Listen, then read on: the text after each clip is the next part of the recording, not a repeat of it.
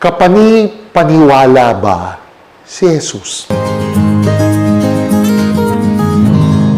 Guys, nagkaroon kami ng isang dinner celebration ng EDCOM 2 dahil yung dalawang commissioners na galing sa kanya ay itinalaga ng presidente para maging Secretary of Education, si Secretary Ed Angara, at si DG Kiko Benitez bilang Director General ng TESDA.